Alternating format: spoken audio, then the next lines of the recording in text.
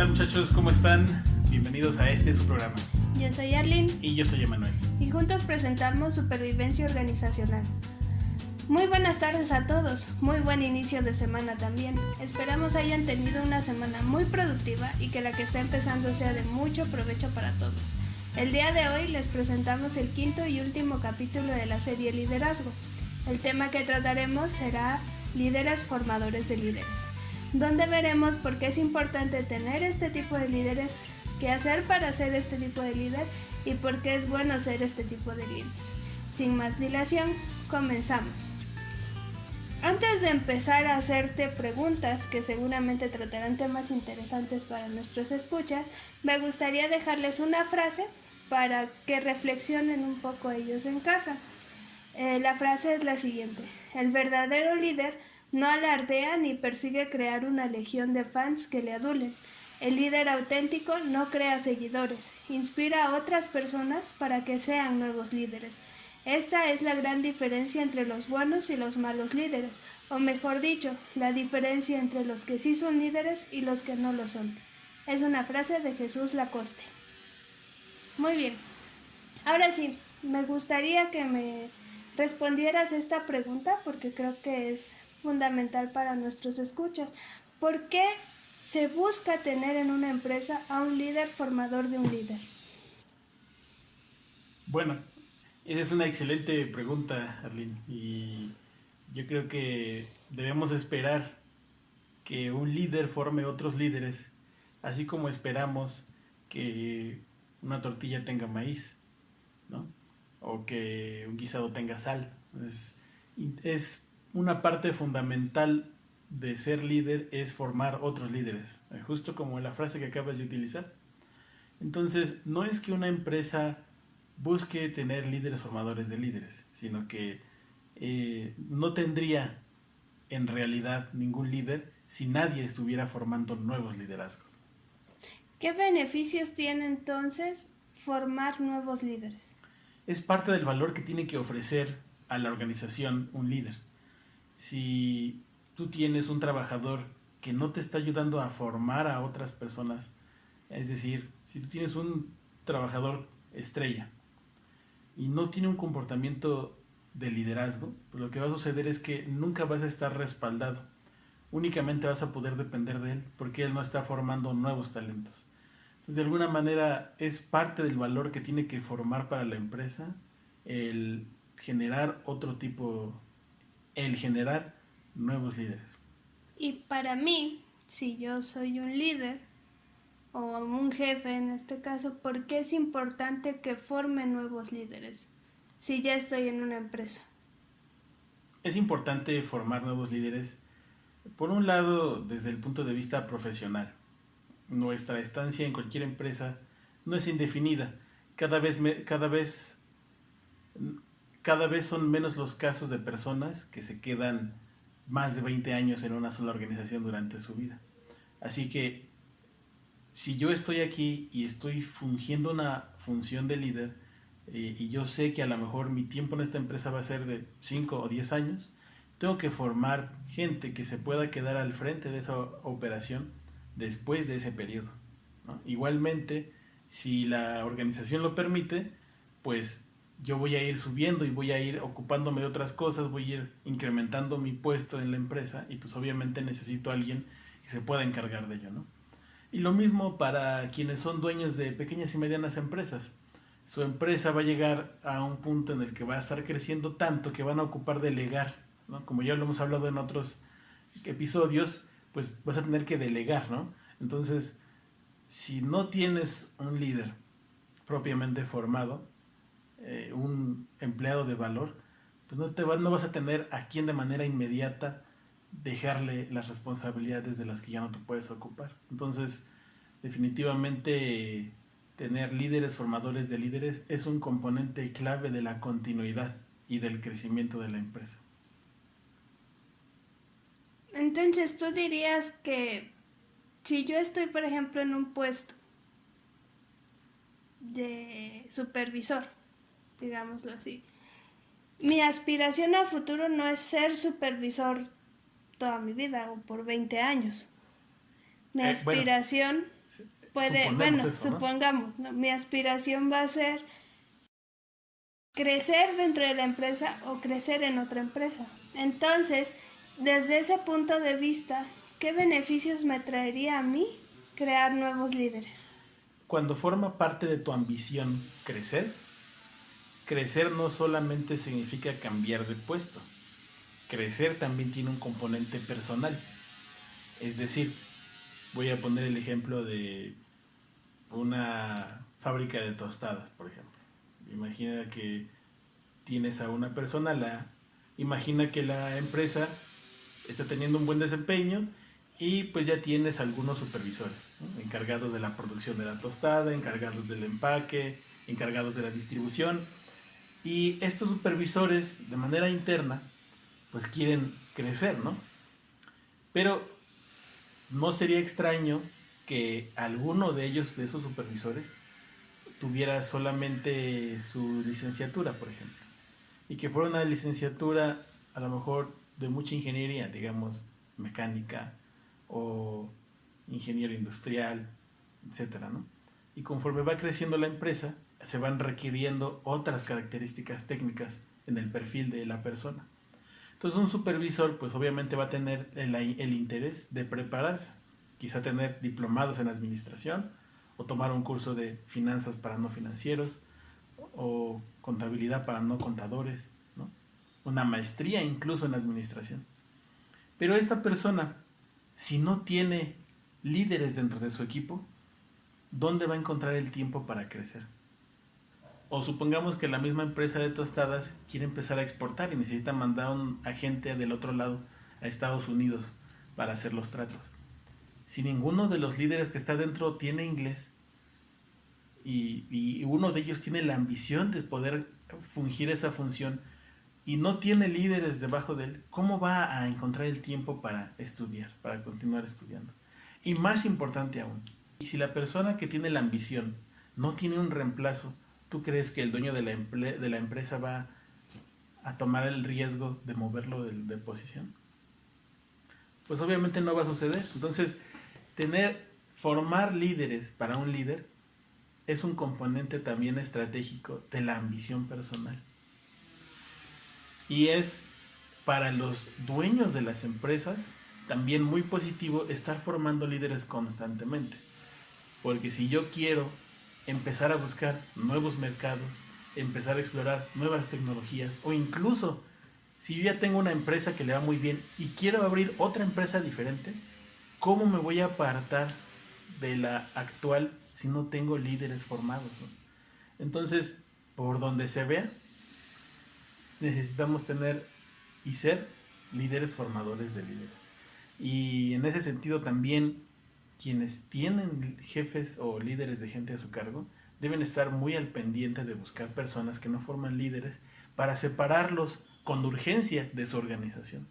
Un líder que no forma líderes es un tapón, es como una costra que está adherida al proceso. Necesitamos tener personas que ayuden a fluir el talento de los demás.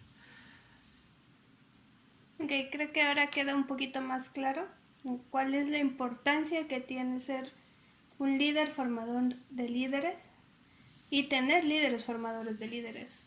Pero ahora mi pregunta es, ¿qué puedo hacer yo para convertirme en un líder formador de líderes? Hemos hablado en capítulos anteriores de algunas características que debe tener un líder, un buen líder y todo eso, ¿no? Pero creo que es un paso importante y que a veces no queda claro cómo yo me convierto en un líder que forma líderes. La posibilidad que va a abrir el tener otros líderes en tu operación es que puedas tomar un paso, que puedas dar un paso hacia atrás y hacer algo diferente por ti mismo, ¿no? Entonces, para formar a otro líder, eso es lo primero que tienes que hacer, dar un paso hacia atrás. Entonces, digamos, vamos a tomar un ejemplo ahora diferente en una quesería. Si yo estoy en mi proceso de hacer queso todos los días involucrado y yo tengo el interés de formar líderes, debo de empezar a buscar las actividades que tengo monopolizadas. Digamos que es una fábrica de queso Oaxaca y el fundido de la proteína del queso es algo que yo personalmente hago, porque es un proceso delicado, porque es crítico para que la calidad del producto final, etcétera. Ese sería uno de los procesos, porque seguramente hay muchos otros más, que yo tengo monopolizado. Entonces lo primero que tengo que hacer es dar un paso hacia atrás, buscar a una persona, un candidato, e invitarlo a que realice la actividad conmigo. Y al paso del tiempo, írsela dejando a él. En ese momento, él va a tener, o esta persona, o ella, va a tener una responsabilidad adicional. Y por supuesto, va a estar más cargado o cargada de trabajo. Así que nosotros tenemos que decirle a él, tú tienes que hacer lo mismo. A lo mejor voy a pecar de conocimiento sobre esta industria, pero diré, yo hago el proceso del amasado y tengo una persona más que es quien hace la recepción de la leche. Y esa es la persona que yo quiero de candidata para que se encargue del proceso, digamos, ¿no? Una muchacha. Entonces lo que voy a hacer es, yo le voy a enseñar todo lo que yo sé hacer sobre el proceso a esa persona y ella, pues obviamente, va a llegar un momento en el que ya no va a poder hacerse cargo del proceso o estar participando en el amasado y al mismo tiempo recibir la leche. Así que yo le tengo que dar la instrucción, ¿sabes qué? Busca a un otro candidato para que haga la recepción por ti. Así que el proceso, a resumidas cuentas, de formar otro líder es hacerme para atrás, enseñar y dar la instrucción de que enseñe. Eso es lo que tengo que hacer para formar otro líder. Y eso aplica para muchas otras cosas, para marketing, para en una tienda el reembase, el pago a los proveedores. Hay procesos que seguramente yo tengo monopolizados y el primer paso para formar otro líder es empezar a darles la oportunidad de que practiquen. Y en el proceso de practicar y adquirir una nueva responsabilidad, se va a crear de manera natural la necesidad de que de nuevo se repita el proceso y él enseñe a alguien más. Básicamente, esa es la técnica para crear otro líder. Y eso tiene que ocurrir pues constantemente. Y es un poco tardado, es relativamente tardado porque probablemente este proceso tarde entre 3 y 6 meses para que de manera efectiva puedas tener la confianza y la evidencia en las manos de que puedes dejar a esta persona encargada. Bien, regresando un poco a la frase que leí al principio, me gustaría preguntar, ves que dice que un auténtico líder inspira a otras personas y además las atrae para que puedan ser líderes. Así es. Entonces, ¿qué es lo que hacen los líderes para que eso suceda, para atraer e inspirar a nuevos líderes? Hay una frase que me gusta mucho para complementar que dice que el éxito alimenta más a la pasión de lo que la pasión alimenta al éxito. Entonces, volvemos a lo que hemos discutido en algunas otras ocasiones, que es que un líder tiene que ser completamente tirado hacia el resultado. Porque un líder que tiene éxito es un líder que atrae a otras personas a querer ser como él. Un líder que no tiene éxito, pues no va a atraer talento. Y el éxito se define de muchas maneras, casi de 6 maneras diferentes. Yo me atrevería a enumerarlas, sería, el primer caso de éxito es que cumpla con los resultados del negocio. El segundo caso de éxito es que nadie a su cargo ha tenido un accidente incapacitante o fatal. El tercer caso de éxito sería que muy pocas veces o nunca ha tenido productos que no cumplen con la calidad que espera el cliente.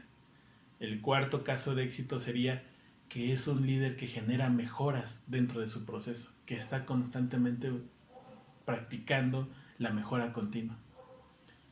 Quinto, es una persona que logra impactos positivos en el costo de la producción.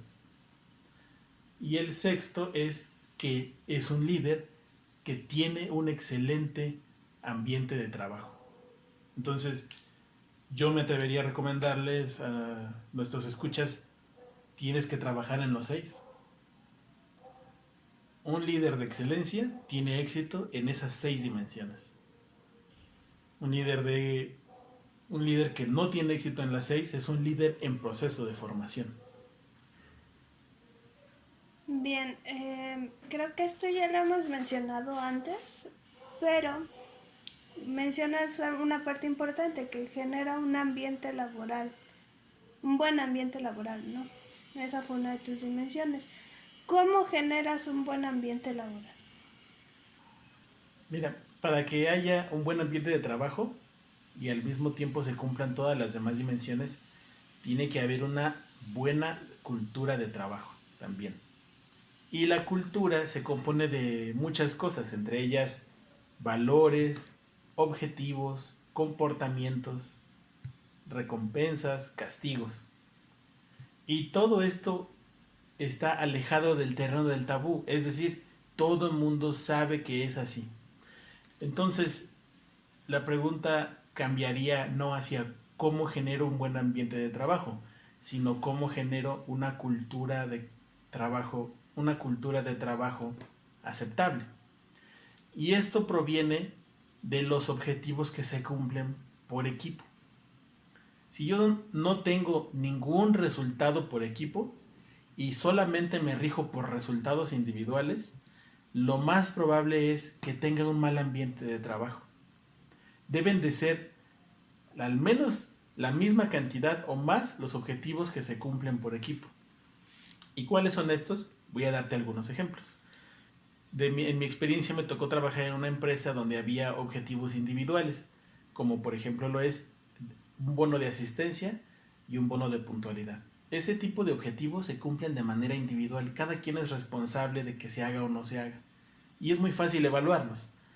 Pero hay otro tipo de bonos, en este caso en esta empresa había otro tipo de bonos que se cumplen por equipo, es decir, un bono por buena calidad, o un bono por inocuidad, ¿no? Un bono por limpieza, un bono por seguridad. Todos estos son bonos que se aplican a todos o a nadie, y los cuales no se miden de manera individual, sino por equipo. Son un poco complejos y definitivamente si no tienes nada similar en tu empresa y apenas lo vas a implementar, va a ser un poco complicado, porque la gente se va a quejar sobre por qué no me toca a mí una buena parte del bono si yo hice una buena parte del trabajo también y alguien más falló, ¿no? Al inicio va a ser complicado, pero tenemos que ir a acostumbrar a las personas a que si yo hago bien mi trabajo y alguien más no lo hace bien, no es suficiente. Esa es la base de tener un buen ambiente de trabajo y al mismo tiempo cumplir objetivos. Tiene que haber formas de medir al equipo completo, donde el beneficio o el regaño o la felicitación la reciban todos o nadie, ¿no? De esa manera caminas hacia poder equilibrar un buen ambiente de trabajo y un buen resultado, que es prácticamente la mayor de las controversias cuando hablamos de estos temas. Sí, creo que equilibrar esa balanza es bastante complicado. Complementando un poco todo lo que ya dijiste, creo que una parte importante del liderazgo y de crear un buen ambiente de trabajo, más bien tú como líder, es que tienes que escuchar a las personas, como ya las habíamos dicho, conocerlas además, promover la colaboración entre las personas que están trabajando contigo, no mal enfocar la competencia, que es un punto importante que vimos en el capítulo de evaluación por competencias. No hay que confundirlas con necesito competir con mis pares, porque no es así. Y debemos reconocer sus éxitos y regañarles cuando fracasan. Así mero. Ok, finalmente, ¿nos podrías dar algunos tips que nos ayuden a convertirnos en líderes formadores de líderes? Para ser un líder formador de líderes, la primera emoción que tenemos que ser capaces de dejar atrás es la de competencias banales. Es decir, basar mi éxito en el fracaso de alguien más. Es lo primero que tenemos que cambiar. Lo segundo es que tenemos que aprender a soltar, o en este caso, a delegar. un líder que no puede delegar no puede formar otros líderes. Y el último tip creo que sería: debe de haber diversidad en tu equipo de trabajo. Y para esto me gustaría recurrir a otra frase que es: donde todos piensan igual, nadie piensa demasiado. Así que tener diversidad en tu equipo de trabajo, es decir, no huir a las personas que te dan retroalimentación sobre tus errores, no huirle a las personas que gustan de tener una discusión sobre cómo hacer mejor el trabajo, no huir a las personas que dan constantemente ideas de mejora. Todas estas personas estimulan la creatividad del equipo y es importante tener ese tipo de personalidades también en nuestra empresa. Así que, resumiendo, sería: no hay que competir ni basar nuestro éxito en el fracaso de alguien más. Tenemos que aprender a delegar, a soltar las cosas, y debemos asegurarnos de mantener un equipo de trabajo con diversidad de pensamiento. Bien, te agradezco mucho las aportaciones que has hecho hoy. Creo que serán bastante interesantes para el análisis de nuestros escuchas. Desgraciadamente llegó el momento de despedirnos, pero antes de irnos quisiera que me dijeras tú con qué te quedas de todo lo que hablamos hoy. Mira, yo creo que a veces no damos por sentado esa parte. Cuando tenemos un líder, tiene que ser capaz de formar otros líderes. No podemos llamar líder a alguien que no está formando o desarrollando talento de la gente que está en nuestra organización. Y eso es un tema que usualmente no se discute. Es un tema que usualmente se deja de lado y que nunca nos preocupamos por medir a nuestros líderes en base también a la habilidad con la que logran desarrollar el talento de otros. Bien, yo hoy me quedo con que es importante formar a otros líderes porque eso permite o le da fluidez a nuestra empresa, fluidez y continuidad, que es algo que buscamos siempre en la empresa, ya sea nuestra o en una empresa en la que trabajamos, porque al final de cuentas eso va a garantizar nuestro trabajo diario. Así es. Bien, ahora sí, creo que ya es todo. Nos despedimos de ustedes. Fue un gusto tener esta charla. Así es. Y recuerden, el tiempo es oro y les queremos agradecer mucho que nos hayan escuchado. Con esto termina la serie Liderazgo y estaremos próximos a comenzar una nueva serie. La serie que sigue se llama Motivación. Así es. Esperamos que ustedes estén tan ansiosos como nosotros de comenzar esta nueva serie, que es muy importante. No olviden que pueden también dejarnos preguntas e inquietudes y dar retroalimentación en todas las plataformas en las que está disponible este podcast, o comunicándose con nosotros a través de nuestro correo electrónico que dejaremos en la descripción. Bueno, y sin más por el momento, me despido de ustedes. Yo soy Emanuel. Y yo soy Arlene. Hasta la próxima.